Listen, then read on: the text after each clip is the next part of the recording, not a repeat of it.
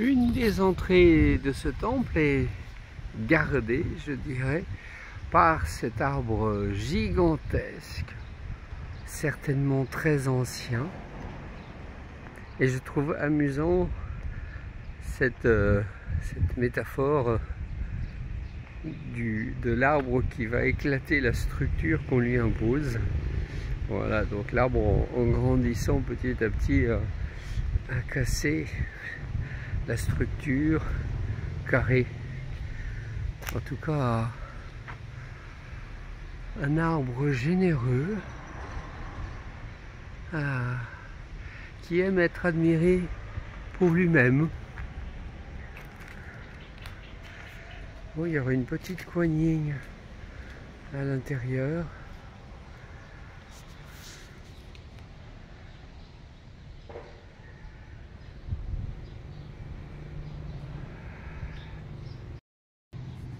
Et oui, être aimé pour soi-même et non pas pour la fonction.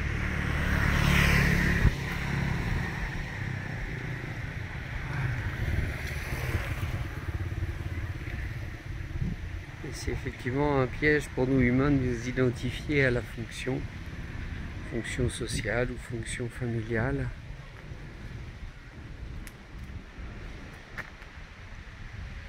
Et là, nous avons une belle entrée de temple. Joli.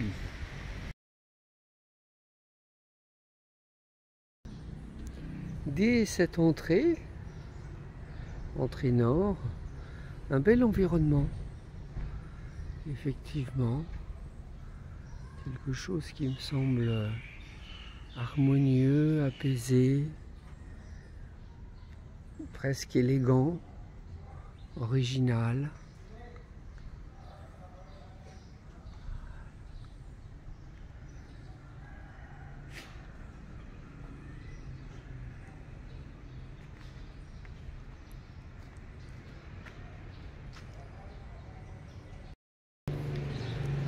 Alors ici nous avons un stupa original qui est en fait l'urne funéraire du créateur, du moine créateur de ce lieu, construit dans les début 1900. Le créateur est décédé en 1923, et le stupa est bien sur un axe énergétique tourné à l'est, alors que le temple a une ouverture à l'ouest, donc aussi une ouverture vers le fleuve. Des symboles assez simplistes, mais presque tantriques, comme vous allez le voir avec les photos suivantes. Donc ici, je dirais presque une yoni.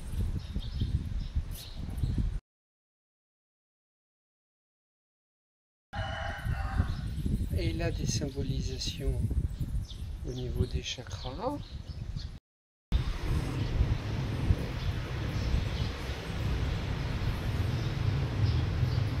La face sud du stupa.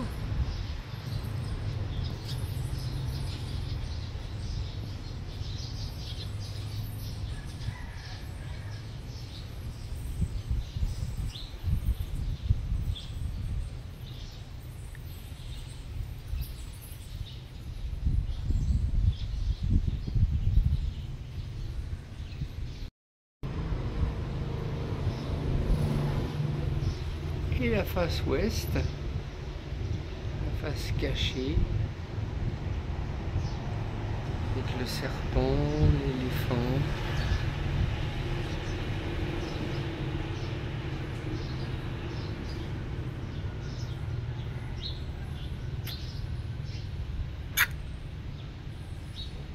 Et ici peut-être Hanuman. La face nord nous réserve quelques surprises, avec cette yogini danseuse.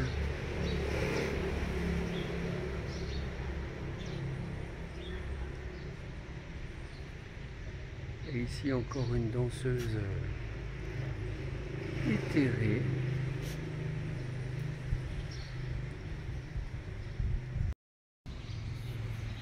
Alors de ce temple, qui apparaîtrait comme le temple premier, effectivement là je sens la ligne d'énergie, si ce n'est qu'elle se perd par la suite, mais elle est bien là présente.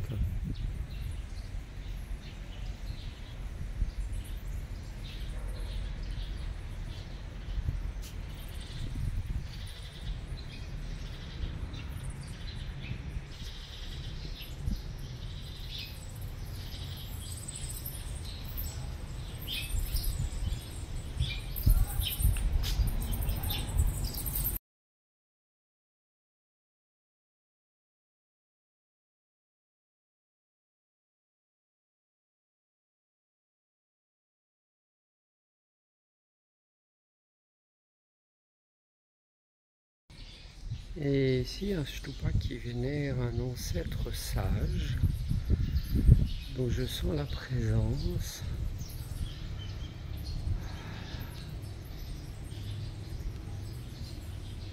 C'est juste qu'il a des difficultés à communiquer avec les élèves.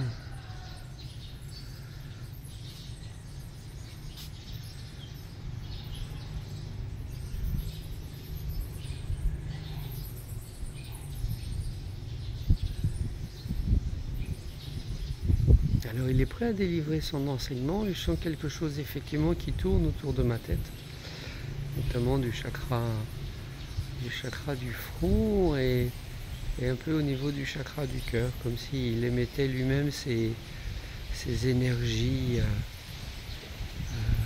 non mentales, mais en même temps à la fois émotionnelles et idéologiques.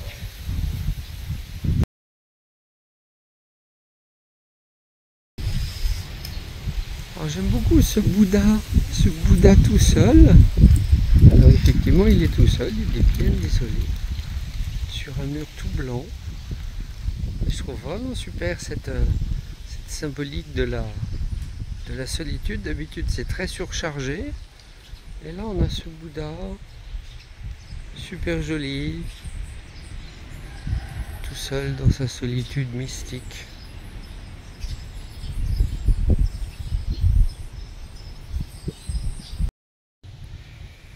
Je suis content d'avoir trouvé ce stupa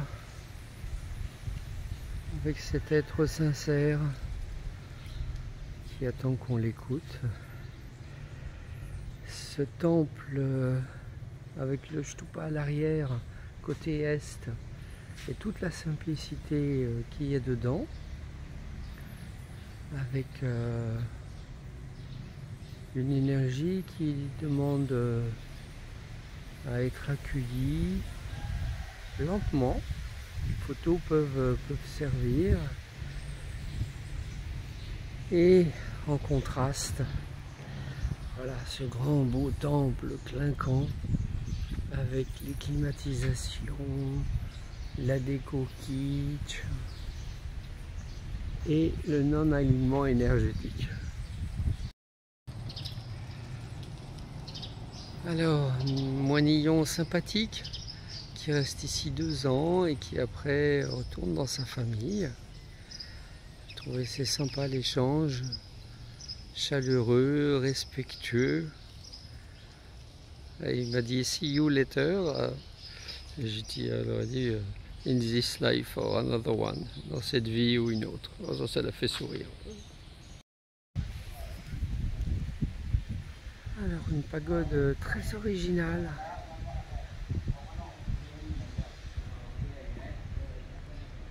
Avec des choses ici et là. Tête d'éléphant, là on a des dauphins, tortues.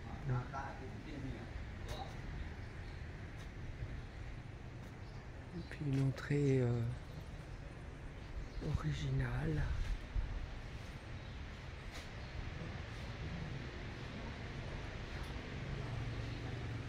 J'aime beaucoup cet espace.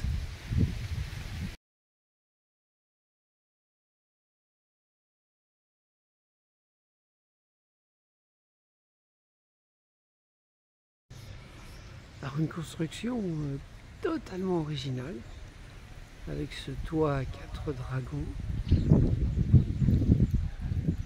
à 4 côtés, et un seul pilier.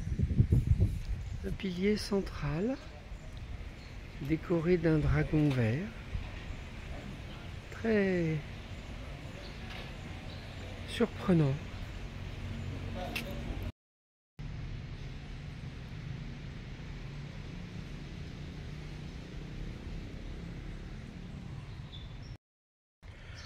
Alors avec cet autre temple plein de surprises, on retrouve des animaux, un Garuda, on retrouve Hanuman, et un petit peu plus loin il y a un autre temple où il y a plein d'animaux, de statues, de sculptures, comme s'il réintégrait toute cette dimension hindouiste avec les divinités et les animaux.